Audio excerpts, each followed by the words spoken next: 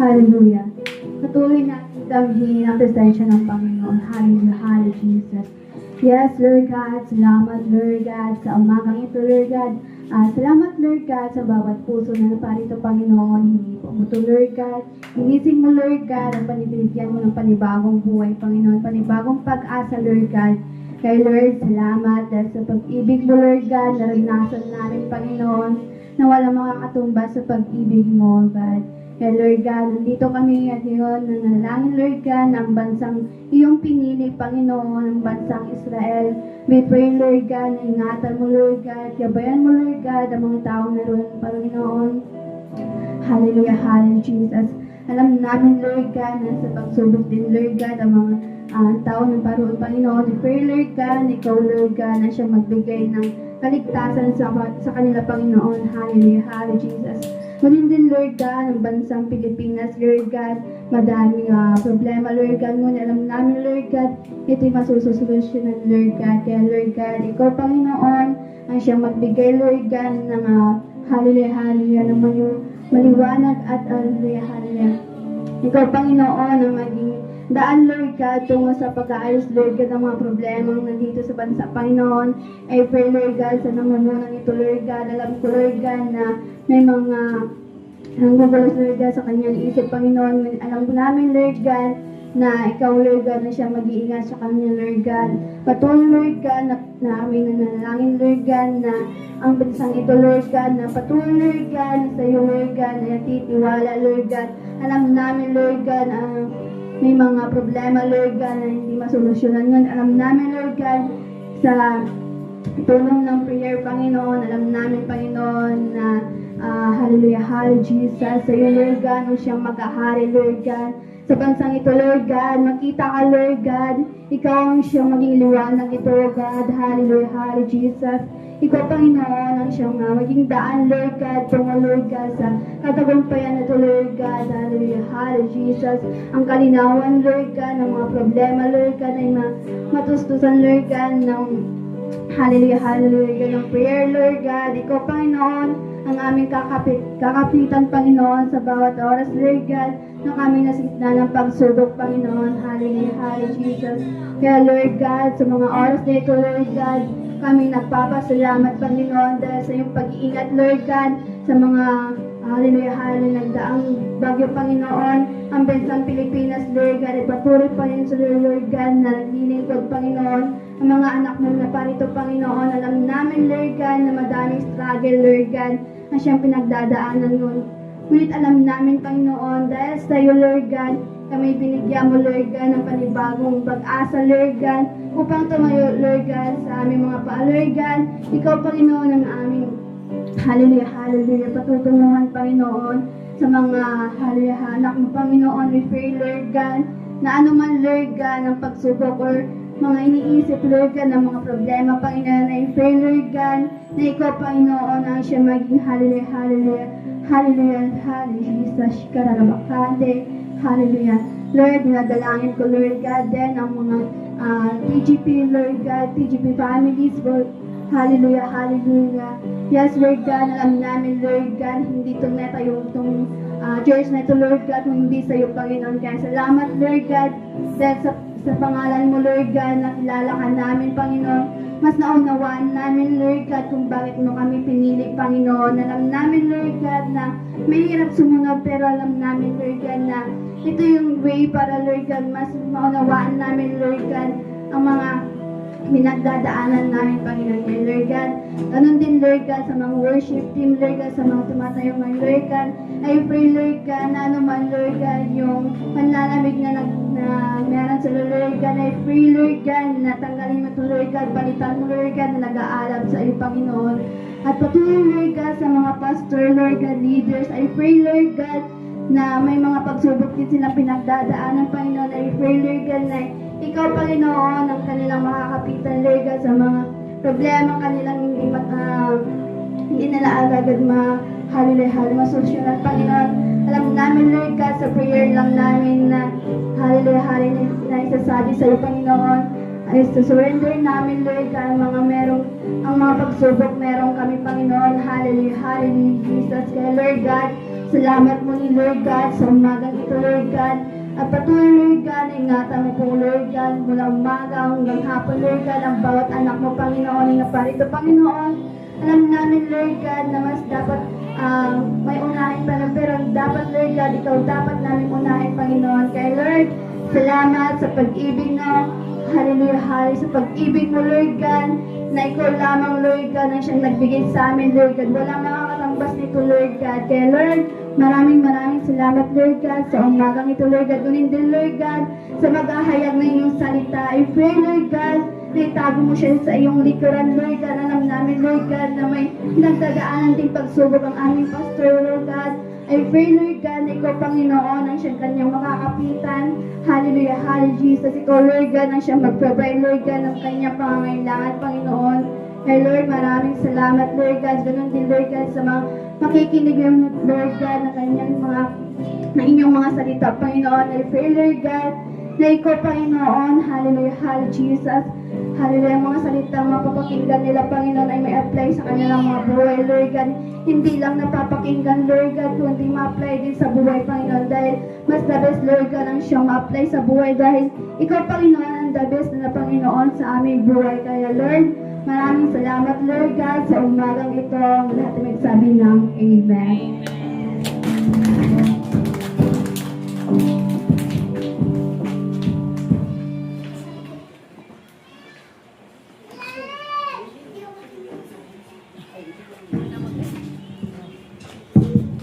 Hallelujah! Excited na ba ang lahat? Kung excited ka na, kamayan mo muna yung mga katabi mo. Yes.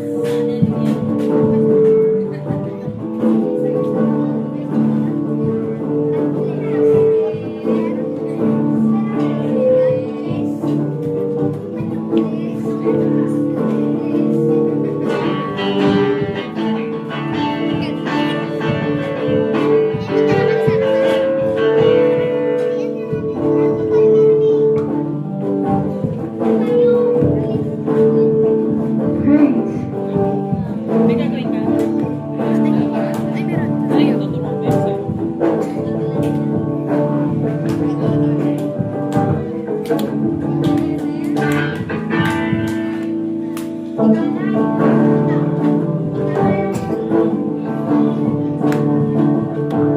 Malaya, malaya, malaya, malaya. Malaya, malaya, malaya, malaya. Malaya, malaya, malaya, malaya. Malaya,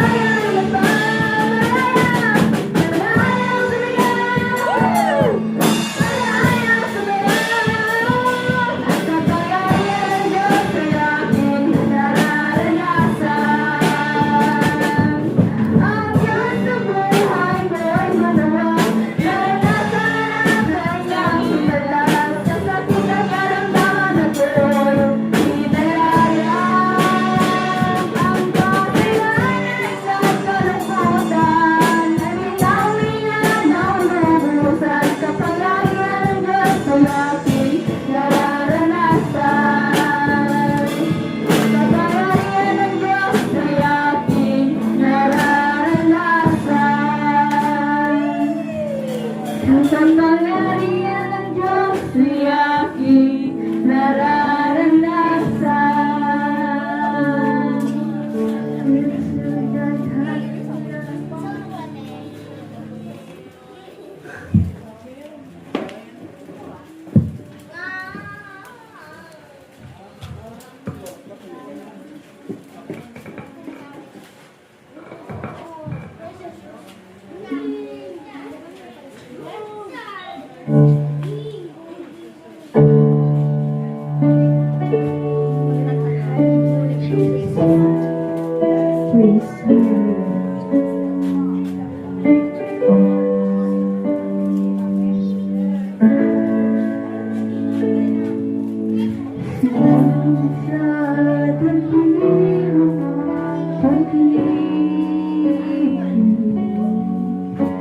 Salamat sa pagyakan mo.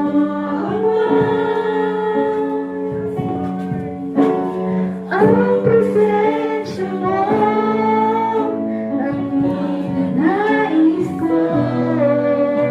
Ang puso ko ay para lang sa'yo. Salamat sa dakilang mong pag-ibig. Salamat sa pagyakap mo, Ama. Ang presensya mo ang ninanais ko. Ang puso ko ay para lang sa'yo. Nararapat ko sa papuri, luwalhati at pagsamba.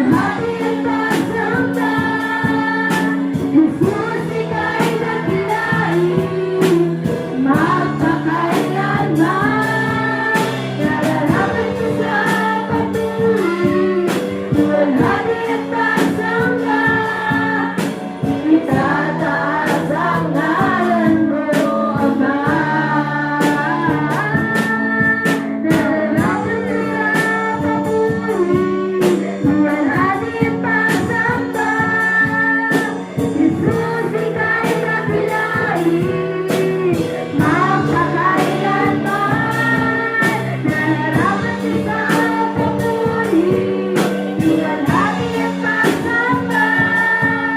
Itataas ang ngalan mo, ang mahalaman ko sa papuri. Nararapat ko sa papuri, luwalhati at pagsamba. Jesus, ika'y dakilain, magpakailanman. Nararapat ko sa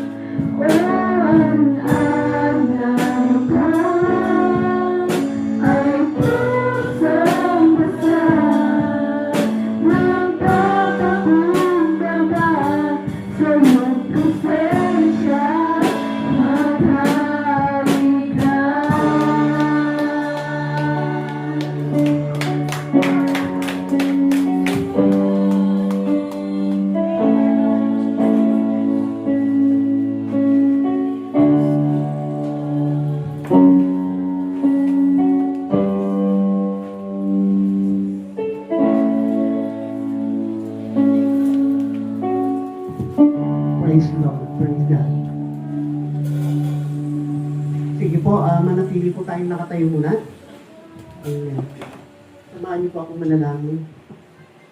Hallelujah. Amang banal, muli po Lord, salamat sa pagkakataon Panginoon na muli mo na naman kaming binigyan na makadalo sa ganitong gawain. Na habang ang mundo ay abalang-abala sa lahat ng kanilang iniisip, sa lahat ng kanilang gagawin, sa lahat ng kanilang mga plano. Pero salamat ngayong umaga, Panginoon, mas niloob mo, Panginoon, na mangyari ang iyong kalooban sa buhay ng bawat isang naririto. Tunay nga, Lord, na napakabuti mo. Tunay nga, Lord, na hindi namin alam, Panginoon, kung ano yung mangyayari sa aming buhay, pero dahil sa iyong patuloy na paggabay sa amin, patuloy na pagtutulak mo, pagdadala mo sa amin, Panginoon, sa mga ganitong gawain, Panginoon, binibigyan mo kami, Lord, ng pagkaunawa sa iyong salita. Binibigyan mo kami, Panginoon, ng pagkaunawa sa kung ano ba talaga, Panginoon, ang nais mo sa buhay namin. Kaya, Panginoon, ngayong umaga, narito po kami, Panginoon. Nagpapalinis po sa iyong, nagpapalinis po sa iyo, dumutulog sa iyo, nagpapakumbaba sa iyo. Saliksikin mo po, Lord, yung aming puso. Saliksikin mo po, Lord, yung aming isipan. Saliksikin mo po, Panginoon, yung aming buhay. Hallelujah. Hallelujah. Katuruan mo po kami, Panginoon, na magnais ng iyong kalooban. Turuan mo po kami, Panginoon, na makita, Panginoon, na makita, na maunawaan, na malaman pa namin, Panginoon, ang kaya mong gawin, Panginoon, sa mga anak mo nga hindi po pinili. Hallelujah. Salamat po, Lord, sa kabuuan ng gawain ito. Dalangin po namin, Panginoon, na ang kabutihan mo lamang, Panginoon, ang nais mo lamang, Panginoon, ang siyang pumasok sa aming puso. Salamat po sa iyong kabutihan. Nagpapakumbaba po ako sa iyong harapan. Gamitin mo ako, Panginoon. Anumang mga karumihan, anumang hindi karapat-dapat para sa akin bilang lingkod mo, nagagamitin mo para maging daluyan ng iyong salita sa mga anak mo naririto ngayon, Lord.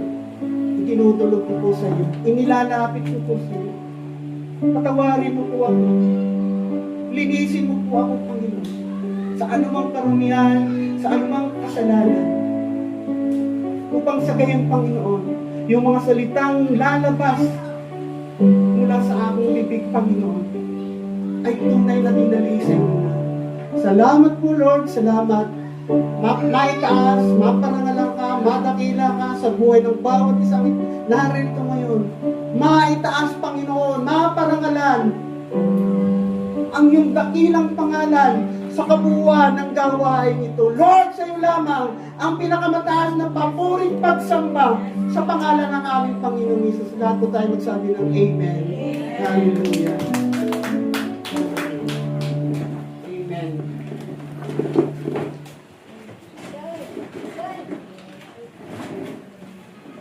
Talagang nakita ko po, kapag ganyan lang ang amount, talagang pinipili, talagang sinusuri lang po. Hallelujah.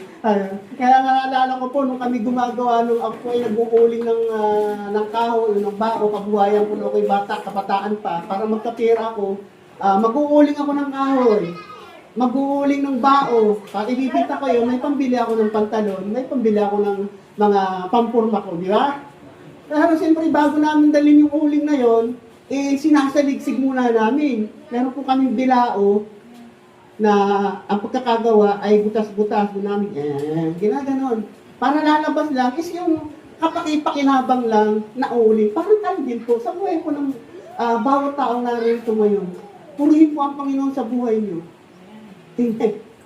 Hallelujah. Kayo po yung kayo po yung sinaligsig. Kayo yung kapakipanginabang, di ba?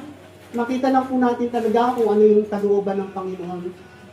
Hallelujah. Bandang huli, kasabihin niyo, napakabuti mo, Panginoon. Hallelujah.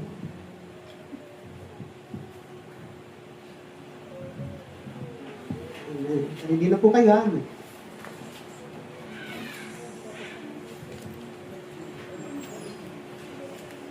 Muli nga po, palakpakan natin ang ating Panginoon. Hallelujah! Woo! Malayang sumigaw! Malayang sumayaw! Amen. Amen. Hallelujah.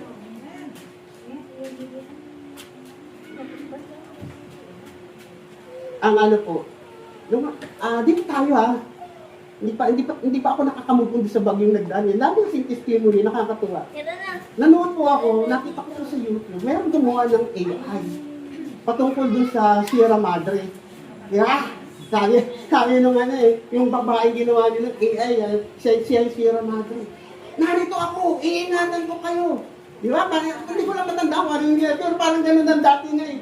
Narito ako, iingatan ko kayo. Basta ingatan mo rin ako, iingatan ko kayo. Parang ganun eh, di ba? Tapos kaharap niya ay isang image ng pangit na kumbaga image ni Satanas, di ba? Hallelujah. Napanood niyo yan? Hallelujah. Alam mo, ang daming tumuligsa doon. Ang daming tumuligsa doon. Sabi ng sabi nung mga mananampalataya, bakit ang napunta doon yung papuri doon kay Sierra Madre? Hindi sa ating Panginoon. Di ba? Ako din eh. Sabi ko pambihira sa iyo. Nakakatuwa nga. At mayroon po Sierra Madre na talagang sabi nga ng mga specialist dyan sa weather forecast. Na talagang yung mga bundok ay nakakatulong talaga yan na pambasag ng malalakas na bagyo. Di ba? Pero hindi daw lahat doon. Normal daw kasi ang bagyo, habang nasa dagat, napakalakas niyan. Kasi sinusulsulan niya ng enerhiyang nanggagaling sa tubig. Ha? Parang baga na kapag kahinihipan mo, lamang nag-aapoy. Ganun daw nangyayari sa tubig. Pero normal daw yan. Pag dadating sa lupa, kahit na yan ay hindi pa bundok, nababasag ng dahil, humihina daw. Kasi doon sa lupa, wala siyang nakukuha ang enerhiya para lumakas pa siya. Nakuha nyo? Meron din porsyento na nakakatulong po yung Sierra Madre. Pero ang alam ko dyan, lahat ng pangyayari, bakit tayo nagtatagumpay, bakit natin nalalagpasan yan ay dahil gawa ng Panginoon. Amen. Kaya sabi ko, sana nabasa nung gumawa ng AI na yun, itong verse na to, at ito yung magiging topic natin. Sabi ko sa Isaiah 41 verse 10. Basahin po ako, gusto niyo ako sabayan. Ako isa sa iyo. Huwag kang matakot. Ako ang iyong Diyos. Hindi ka dapat mangamba. Palalakasin kita at tutulungan, iingatan at ililigtas. Amen. Dapat niya inilagay niya doon saan, di ba? Hallelujah. Glory to God. Ay, ang Panginoon pala ang nangako eh. Na anumang pagdaanan mo, anumang pagsubok ang iyong kakaharapin, sabi niya, don't worry. Relax ka lang. Huwag kang matakot. Anong sabi ba niya? Sapagkat ako ang iyong Diyos. Hindi ka dapat mangamba, palalakasin kita, at tutulungan, iingatan, at ililigtas. Ganyan po, para sinasabi ko dito sa verse na to, na ang dami nating kakaharapin. Ang dami nating kakaharapin. Tama? Alam na ng Diyos ang mga pagdaraanan mo. Pero nagbibigay po siya ng garantiya. Relax ka lang. Sagot kita. Parang ganun eh, di ba? Napanood dito pelikula. Tayo ka ng pelikula yan. Pero yan din ang sinasabi ng ating Panginoon. Relax ka lang. Ako ang iyong Diyos. Ang tanong. Baka naman, nakikilala natin ng Diyos kapag may mga pagsubok sa buhay. Di ba? Minsan kapag kasagana, kapag maayos ang ating pamumuhay, nakakalimutan natin ang Panginoon sa totoo lang. Di ba? Aminin, sabi nga. Sabi mo sa katabi mo, I love you. Ganyan eh. I love you. Parang sinasabi ng Panginoon, anumang pagdaanan mo sa buhay, marami ka bang kautangan, mayroon ka bang karamdaman na hindi pa mawala-wala, mayroon ka bang problema sa kapamilya mo, mayroon ka bang pinagdaraan ng negatibong bagay sa iyong puso, sa iyong kaisipan. Sinasabi ng Panginoon dito, Hindi man binanggit dito na mahal kanya. Pero yun din ang sulat nito. I love you. Hallelujah. Ako ang iyong Diyos. Tama? Amen. Hallelujah. Sabi nga, tingnan po niyo yung pagkakagamit po ng salitang ako isa sa iyo. Diba? Parang, future, ano tawag doon? Future tense. Ha? Panghinaharap, di ba? Di ba, merong pang kasalukuyan, merong pang nagdaan, merong pang hinaharap. Dito, ginamit niya, ako isa sa iyo. Kaya parang sinasabi, huwag kang galala, huwag kang matakot. Lagi akong handa na asistahan ka. Lagi akong maghanda na magdala sa iyo ng ayuda. Diba? Nakaready na. Alam ko na yung mangyayari sa iyo. Nakaready na yung ayuda ko para sa iyo. Amen. Hallelujah. Glory to God. Yung matakot, isa ito sa ating matinding pinagdaraanan ng tao. Minsan, dahil di sa gawa-gawa natin, kaya minsan inaatake tayo ng takot. Tama? Meron naman na minsan sa mga pangyayari lang. Hallelujah. Sabi nga, ako ang iyong Diyos. Ako ang iyong Diyos. Ano ang kung titingnan mo? Parang sinasabi niya na ako ang iyong Diyos. Dapat maniwala ka lang sa akin. Dapat mayroon ka lang pananampalataya sa akin. Hindi yung kilala mo lang ang Diyos, kilala mo lang si Jesus, pero hindi mo kayang i-apply kung ano kaya niyang gawin. Tama! Sa totoo lang lahat, nakakakilala, alam niya na mayroong Diyos. Alam niya na ang lumikha ng lahat ng naririto ay ang Diyos si Yahweh. Diba? At alam din niya yung kanyang bugtong na anak, si Hesus Kristo.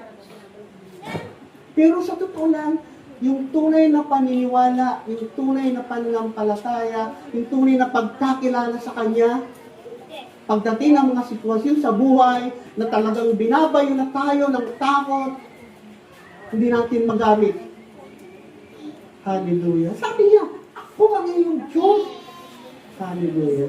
Hindi ka dapat mangamba, palalakarin kita, tutulungan, iingatan, at ililigtas. Bago po ako magtuloy-tuloy, meron pa akong ipakikita isang video. Ha? Yeah, picture po. Sorry. Hindi, picture pa rin. Makikita dun. Yan. Very familiar sa akin yung pangyayari niyan. Yan, no? Masama ang panahon. Matiling. Bumabagay. Tingin ko bumabagay. Tawa. Tapos merong mag-asawa, merong anak, babae at lalaki. Very familiar sa akin yung pangyayaring yan. Hallelujah. Habang yung bahay nila, parang pinagtagpi-tagpi, isang kubo. Diba? Natuwa po ako sa testimony nung ni Sister Marie. Kaya nag-idea ko. Kaya, Lord, ano ba yung mensahe mo? Tinataan ko yun. Sabi ng bata, yung pangalan po niya, na inupuan daw ni Jesus yung kanilang bahay. Kaya, sabi ko, ano mo nga, i-drawing mo nga. Ayun lang pala, napakadali mag-drawing dahil sa AI. O yan, nabuo. Amen. Hallelujah. Nag-create lang po tayo ng isang image doon ng tao, pero hindi po yan ang mukha ni Jesus yan. Ininagay lang po natin yan para mailarawan natin kung ano talaga yung sinabi ng batang si Maxine na habang kalakasan ng bagyo, inupuan ni Jesus yung bubong ng bahay kaya sila naging safe. Marahil, kung titingnan po natin sa mababaw na pagkaunawa ay literal na inupuan. Siyempre pagka inupuan natin isang bagay at sa tingin mo pagka yan, gagalaw, kaya kailangan mo upuan, di ba? Ganun. Pero tayo nakakaunawa na, mas mahalalim pang ibig sabihin yan. Tama? Ano ba sabi nga sa opisina, sa trabaho ko, minsan, Kuya Dante, upuan mo na yan. Anong pagkaupahan? Pagka halimbawa, meron akong kailangan tapusin, di ba? Upuan mo na yan. Kumbaga, trabahuhin mo na yan, tutukan mo na yan, hanggang hindi natatapos. Sa lahat ng madaling panahon, matapos na yan. Naririnig ko po yan, at marahil naririnig din yan, nasabihan din kayo yan. Upuan mo na yan. Marami pong ibig sabihin, hindi ko lang masabi kung anong term niya, parang, hindi ko alam, basta ganun. Merong malalim na kung upuan. Literal na upuan, yung marahil yun ang pagkaalam ng bata, inupuan. Pero tayo, siyempre, maintindihan na po natin kung ano ibig sabihin yun. At nakita ko po rito, na pag sinabing inupuan ni Kristo, ang isang bahay ng mga mananampalataya, nandun. Ang ibig sabihin nun, iningatan. Amen. Hallelujah. Hallelujah. So, yung pagkakaupong yan ni Kristo doon sa bahay na yan, sa panahon na dumaraan yung literal na bagyo, umupo siya. Ikaw na isang mananampalataya, huwag kang mangamba, huwag kang matakot, uupuan ka niya. Tututukan ka niya. Babantayan ka niya. Hindi ka masasalanta, hindi ka masasaktan, hindi ka magugutom. Iingatan ka niya. Uupuan ka niya. Hallelujah. Kaya ito nga po doon sa verse po ng Isaiah 41 verse 10. Huwag kang mag-alala, ako'y sa iyo. Uupuan kita. Para ito rin yung sinasabi niya. Amen. Hallelujah. Kaya sana po, maranasan po ng bawat isa sa atin na pagdating ng mga pagsubok sa buhay, nakita po natin, tingnan mo agad natin, Lord, ano ba ang nais mong iparating sa akin sa mga ganitong sitwasyon? Amen. Hallelujah. Haba na. Loobin po ng Panginoon, matapos ko ito. Matakot. Ito nga po. Ano ba ang pagkaunawa natin matakot? Siyempre, tayo. Ayaw natin yan. Ayaw natin yan. Yung magkaroon tayo ng takot. Di ba? At pag sinabing matakot, ang papasok sa atin yan, mga negatibong bagay. Sabi nga, tingnan ko kung ano talaga ang pinakamadaling paliwanag sa mga matakot ay, ito dahil mga bagay na pangyayari na ayaw o huwag mangyari sa bawat isa sa atin, sa bawat tao. Di ba? Sino ba? Pero hindi ko alam. Nung kabataan ko pa, nung bago-bago pa lang kaming mag-asawa ni Miss, nung mga bata pa, pumupunta pa kami doon sa mga haunted house, doon sa mga horror house, at gustong-gusto namin matakot. Ngayon naalala, ngayong naunawaan ko na, nakakilala na ako sa Panginoon, ay ikaw naman naghahanap ng katatakot mo eh. At ito po, bibigyan ko po kayo ng mga 5 dahilan kung bakit po tayo nagkakaroon ng takot. Unang-una nakalagay sa listahan ko is kamatayan. Hallelujah. Lahat tayo ayaw mamatay. Pero sorry, lahat po tayo dyan ay nakatakda. At dahil nga sa pagkatakot natin sa kamatayan, kahit maubos na yung ating mga ari-arian, matugtungan lang natin yung ating buhay, gagawa tayo ng paraan. Ganun ang pagkatakot natin sa kamatayan. Pero naniniwala ako, kung naunawaan mo na, kung nakita mo na ang kabutihan ng Panginoon, ang kalooban ng Panginoon sa buhay ko, kagaya ni Apostol Pablo, sa mamatay o sa mabuhay, kapakinabangan kay Kristo. Tama? Palakpakan po natin ang Panginoon. Hallelujah. Sabi ni Apostol Pablo yun, kasi nga, nakita niya kung ano yung purpose ng Panginoon sa buhay niya. Amen. Hallelujah. Yung po, sabi nga po sa Hebreo, basahin ko lang po isang verse at patamaan lang po natin. Hebreo 9 verse 27. Itinakda sa mga tao na minsan lamang mamatay at ang pagkatapos ay paghukom. Hallelujah. Nakalimutan ko po sabihin yung title ng ating pong pag-uusapan ngayon. Sa lahat ng panahon, kasama natin ang Diyos. Pero pag-usapan mo nga po natin ang patungkol sa takot. Di ba? Kailangan eh. Parang sinasabi ng Panginoon eh. Kailangan magkaroon ka ng,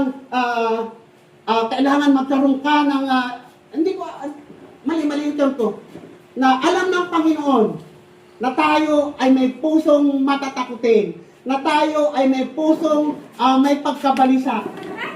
Di ba? Alam ng Panginoon, marami tayo kahinaan. Pero ayaw niya na natatakot tayo. Kaya nga lagi siyang nakaayuda sa atin. Lagi siyang naka-assist sa atin. Sabi nga niya, sila laging sa atin. Ang sinasabihan ko dito is yung mga Israelita na mga tawag dito, mga Israelita na kumikilala kay Yahweh. Kaya itinakda sa mga tao na minsan lamang namatay at pagkatapos ay paghukom. Pero sa sitwasyon nga po natin, ang kamatayan ay sadyang kinatatakutan. Di ba? Pangalawa, sa maraming kadahilanan po kasi, sabi, hindi ko pa nakita yung mga apo ko eh. Hindi pa tapos magpaaral eh. Di ba? Pero minsan, alam mo, yung mga takot hindi mamatay, yung maraming tinatakasan, lalagay niya, sana mawala na ako dito sa mundo. At ang masakit, tingin ko niya, ngayon, sa panahon to, mababalitaan niyo, mga bata, nagpapakamatay na dahil iniwan lang ng boyfriend, iniwan lang ng girlfriend, di ba? Oo, dami. Kailan na nangyari malapit sa amin yun? Ganon din doon sa may lipan. Dahil lang sa kanilang mga kapartner, hindi na sila pinapansin. Binarate na sila. Hallelujah. Yan yung mga taong walang pagkakilala sa Panginoon. Amen. Pangalawang isang sanhi ng pagkakatakot po natin ay yung pagkawala ng mga mahal sa buhay. Sino ba naman ang may gustong mawawalan tayo ng mahal sa buhay? Lalo na tingin natin hindi pa napapanahon. Lalo na tingin natin napakabait nung mahal natin sa buhay na yon. Lalo na nakikita natin na punong-puno ng pag-asa yung mahal sa buhay natin yun. Di ba? So, nagbibigay sa atin ng takot yan. Amen. Pangatlo, mga pangyayari sa kapaligiran. Ano ba? Kagaya nga po nung nagdaang bagyo, nung malakas na bagyo. Di ba? Ang dami nating nagbibigay sa atin, nagtitrigger sa atin upang tayo magkaroon ng takot. Ano ba yan? Mga pangyayari. Bigla-bigla, nananahimik ka. Nagsusulo ka lang doon sa lugar. Bigla-bigla may nakabili ng property doon sa tabi mo. At ang attitude pala nung katabi mo dating galing sa girat, nagkaroon ng trauma. Bigla-bigla, marinig mo, pag inaabot, mayroon palang baril. Anong magiging impact ng sa'yo? Dati ang tay-tahimik ng buhay mo, bigla kang nagkaroon ng kalapit bahay na workshop, may workshop. Diba? Natatakot ka. Mga pangyayari sa ating buhay na hindi mo inaasahan. Kagaya nga lang po, nang nagdaang bagyo. Malayo pa lang, 1,000 milya pa yung bagyo, pero itinatanim na agad sa atin ng balita. Yung ganitong pangyayari, kaya naman tayo. Pagdating ng bagyo, takot na tayo. Kaya pag sinabing, mag-evacuate na kayo, takbo agad. Sa evacuate na. Di ba? Hallelujah. Ang dami po. Lindon. Dami. Digmaan. Mga kagaya ng nagkaraan pong pandemic. Ano ba yung pandemic? Yung COVID. Pandemic ang tawag. O pandemic. Sari-sari. Mga pangyayari sa ating paligid na magbibigay, magdadala sa atin ng sobrang takot. Amen. Pero sabi nga, sa ating pong main text, ako'y sa iyo, relax ka lang. Pangatlo, mga gawin ang isang bagay. Minsan, natatakot tayo, na mag-apply ng trabaho. Di ba? Natatakot tayo, lalo sa tingin mo ay hindi mo kaya yung pag-interview. Kaya naman ikaw, hindi mo na magawa. Yung dapat na pagpapala, yung dapat na dumating sa'yo, dahil inunahan ka ng takot. Diba gusto ka na i-promote? Gusto ka na i-promote ng manager mo, dahil natatakot ka doon sa posisyon na yun, wala na. Diba ang dami. Mga dapat natin gawin, ang mga opportunity na hindi natin magawa kasi nga natatakot tayo. Hallelujah. Panglima, ito. Kaya tingin dito maraming maraming tumatandang lalaga, maraming tumatandang talagang din na sinasabi. Takot mag-commit sa isang relasyon. Diba? Kasi masyadong napili. Baka itong mapangasawa ko, hindi sanggero lang, babaero, uubusin ang kayamanan ko. Diba? Baka itong mapangasawa ko, ubod nga ng ganda, maghanap pa ng iba. Diba? Baka itong mapangasawa ko, chismosa. Baka itong mapangasawa ko, ubod nga ng gwapo. Ang baho naman lagi ng kilig. Hallelujah. Kaya minsan, sa sobrang takot niya, hindi na namamalayan.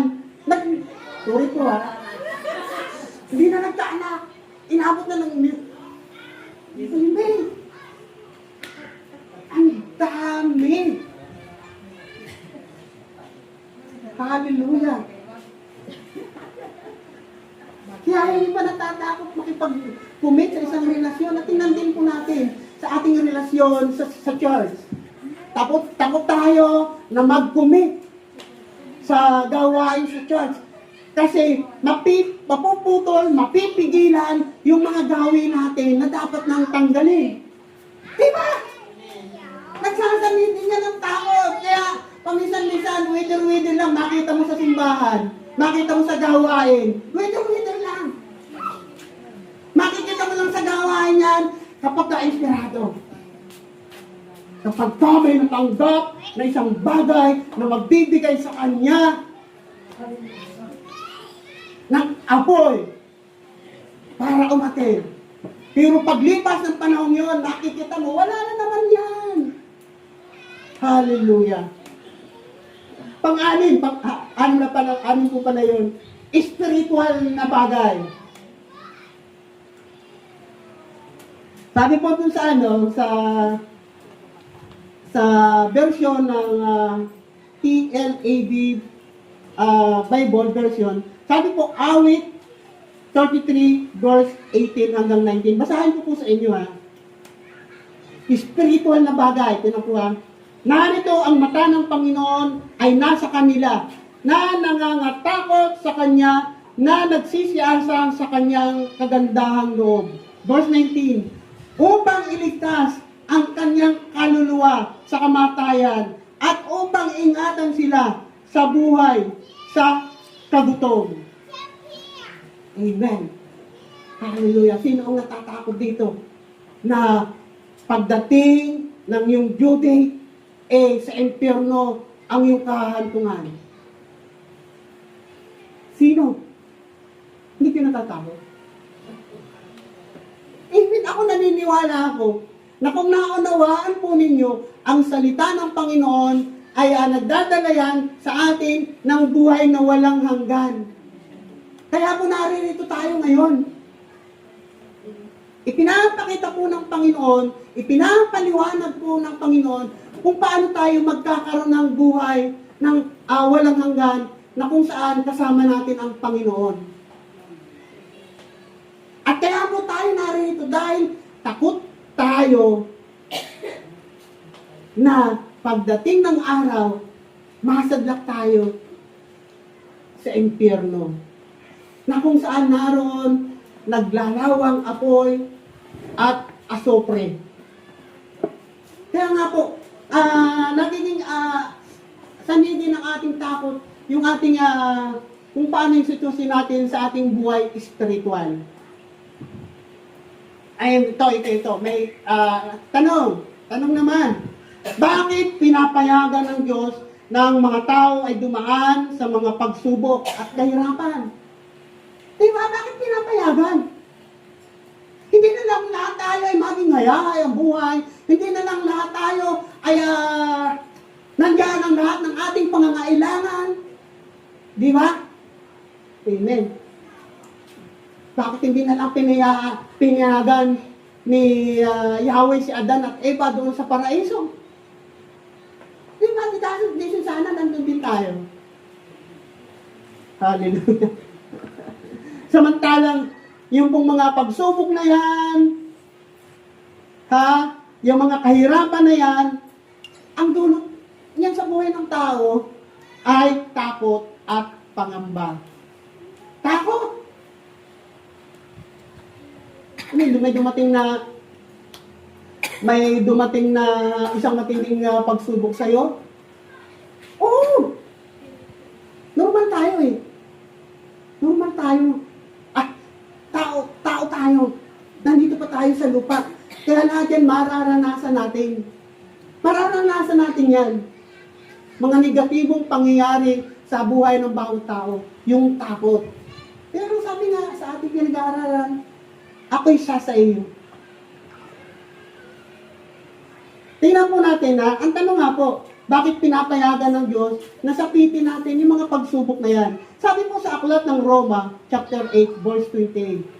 Alam natin sa lahat ng bagay ay gumagawa ang Diyos para sa mabuti kasama ang mga nagmamahal sa Kanya. Silang mga tinawag ayon sa Kanyang layunin. Ito po ninyo, gusto ng Panginoon, kaya pala, pinapahintulutan ng Panginoon na dumating sa iyo ang mga pagsubok, yung puro question mark, yung exclamatory point. Di ba? Gusto pa lang niyang ipakita. Gusto pa lang niyang ipanasap sa atin yung kanyang presensya. Yung kaya niyang gumawa sa atin. Nakuha po niya ibig sabihin dito sa verse nito. Sabi nga po, gumagawa ang Diyos para sa mabuti.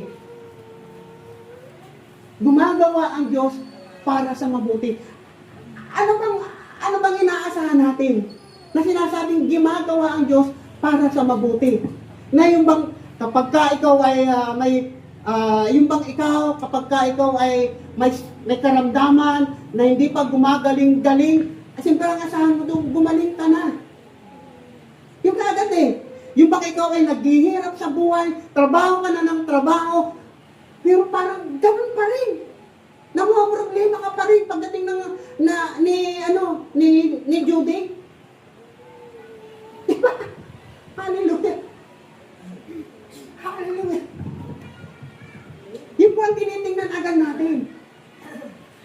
Ano ba yung ibibigay ng Panginoon? Ano ba yung kayang gawin ng Panginoon sa buhay natin kapag dumadaan tayo sa ganyang pagsubok? Ako, nasusundan pa po ba ninyo ako? Nasusundan pa niyo ako? Mga material na bagay. Yan ang lagang inaasahan po natin. Ay halimbawa, yung ipinagpipray mo sa Panginoon, yung ibinudulog mo sa Kanya, hindi mangyari. Di ba? Sasabihin mo, hindi mabuti ang Diyos? Hindi gumagawa ang Diyos sa'yo? Hallelujah. Mas tingnan po natin sa malalim na pagkaunawa yung verse na to. Gumagawa ang Diyos. Kahit na ikaw may pinagdaraanan, kahit na ikaw may pinagdaraanan, mararamdaman mo. Parang, relax ka lang. Diba? Malapit na yung due date. Relax ka lang.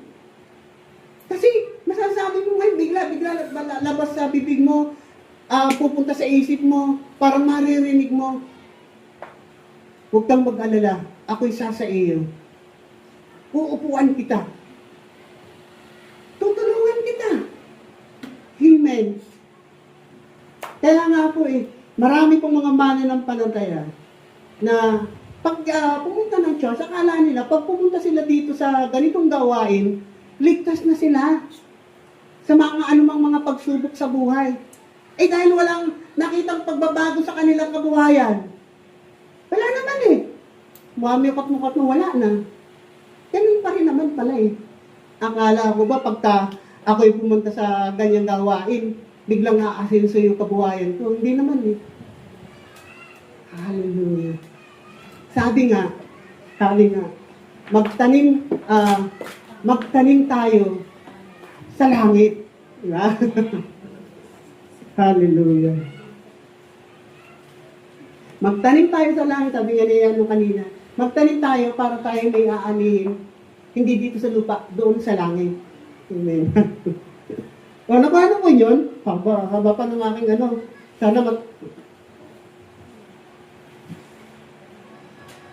Kaya nga po, bakit pinapayagan, bakit pinapahintulutan ng Panginoon yung mga pagsubok na yan?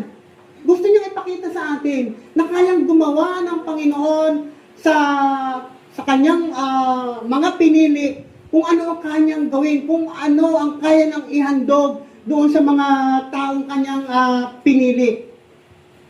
Ang sinasabihan ko dito, yung mga mananampalataya na nakakilala na. Pagdating naman po sa Roma chapter 5 verse 3 to 5, sabayan po niyo ako. Sabi po sa verse 3, hindi lamang iyan, ikinagagalak din natin ang mga kahirapang ating tinitiis dahil alam nating ito'y nagbubunga ng pagtitiyaga. Pang-apat, at ang pagtitiyaga ay nagbubunga ng mabuting pagkatao. At ang pagkatao ay nagbubunga ng pag-asa. Verse 5, at hindi tayo binibigo ng pag-asang ito sapagkat ang pag-ibig ng Diyos ay ibinuhos na sa ating mga puso sa pamamagitan ng Espiritu Santo na ipinagkaloob sa atin. Isa lang ang ibig sabihin nito Sa pamamagitan ng ating mga pinagdaraanan, mga pagtitiis na yan, mga kapighatian, namumuld tayo. Nahuhubog po tayo. Sabi nga, tingnan po, bigyan po, ito'y nagbubunga. Laging may bunga po. Yung lahat ng ginagawa natin, nagbubunga ng pagtitiyaga. At mula sa pagtitiyaga, ay nagbubunga ng mabuting pagkatao. At mula sa pagkatao, ito'y nagbubunga ng pag-asa. Nakakulit pa rin po. Yung bakit pinahintulutan ng Panginoon na tayo dumaan sa mga matinding pagsubok sa buhay. Nakapaloob doon yung pagtitiis, pagtatyaga. At bandang huli, kung yung mapanindigan mo, mayroon kang pag-asa. Amen. Ano yung pag-asa na yun na sinasabi? Hallelujah!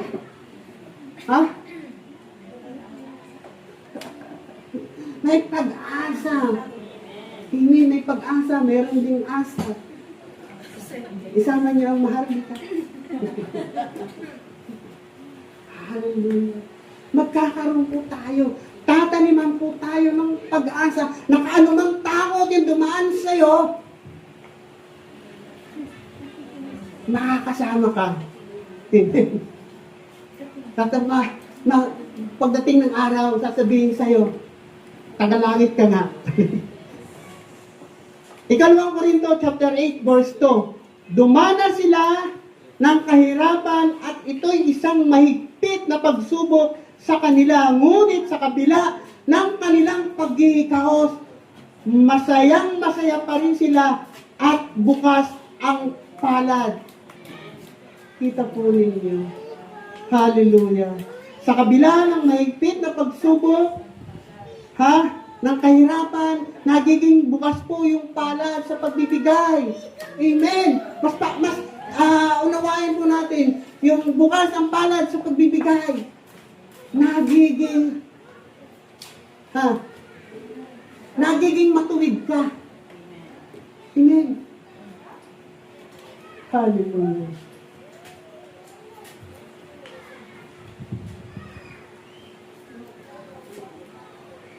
Kaya nga po, pinapahintulutan ng Panginoon yung mga pagsubok na yan. At kung atin lang pong maunawaan kung ano yung mensahe ng pagsubok na yan, kita po ninyo. Ang laking bagay, ang magiging, ang aanihin nyo kung tama yung pagkaunawan nyo sa pagsubok. Isaiah 41 verse 10. Sabi nga po, ako isa sa iyo. Sabi ko, ako isa sa iyo naka-highlight. Yung sa unang salita.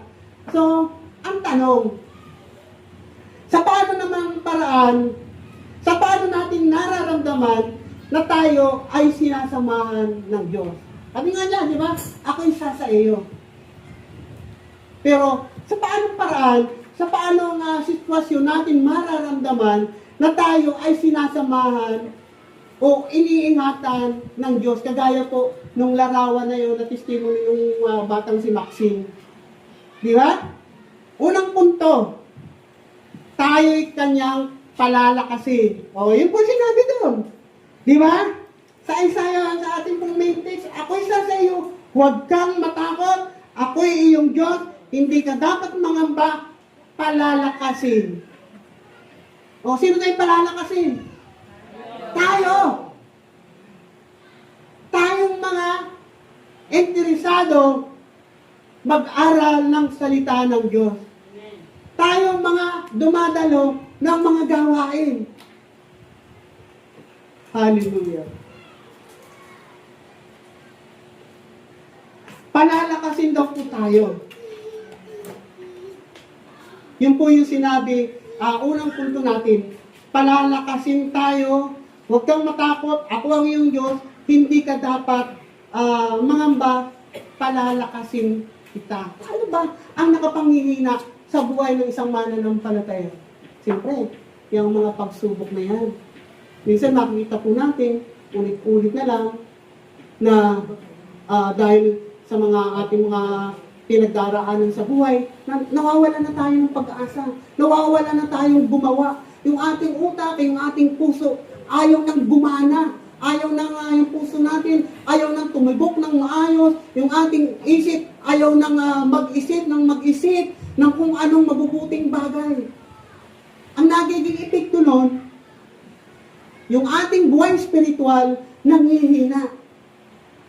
At kapag tamahay na ang ating buhay spiritual, apektado ang ating katawan. Tama! Pero sabi nga ng ating Panginoon, ako'y isa sa iyo, huwag kang matakot, palalakasin kita.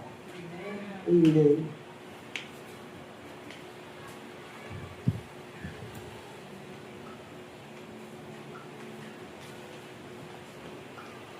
Tapos, dito nga,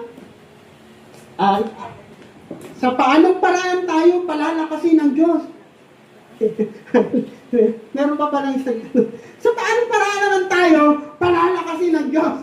Amen. Sabi po sa unang Korinto, chapter 1, verse 11. Alam ko na nasa isip ninyo, paano nga ba ako pinalalakas ng Panginoon? Di ba? Alam ko may mga idea rin kayo. Pero meron po sinasabi, ang Biblia, kung paano niya tayo palalakasin.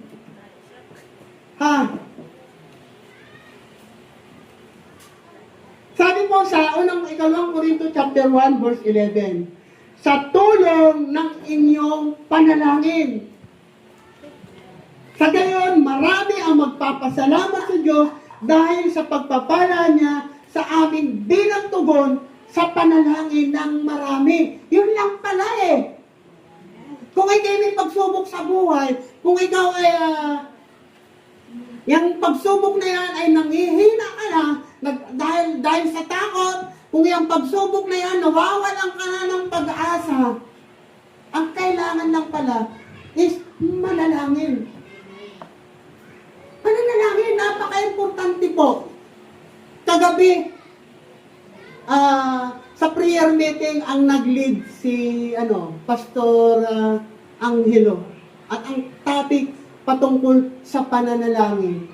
Sino nakapanood? Sinong nakakunik? Awanin. Ano ba sa Tagalog ng awanin? Ha? Ah, wala. Awan lang. Tumalaw ka. Awan. Buti na lang. Napaka-importante po sa buhay ng tao ang pananalangin. Kaya nga sabi po dito, kung ikaw ay nangihina dahil sa mga pinagdaraanan mo sa buhay, isa lang ang solusyon, manalangin ka lang. Hallelujah. Kaya nga, hindi natin magtataka. Hindi pa tapos yung isang problema, hindi pa tapos yung isang pagpagsubok sa buhay, mayroon na namang nag-a-apply. Hallelujah. Pero ang solusyon lang din po pala doon, is pananalangin lang. Prayer.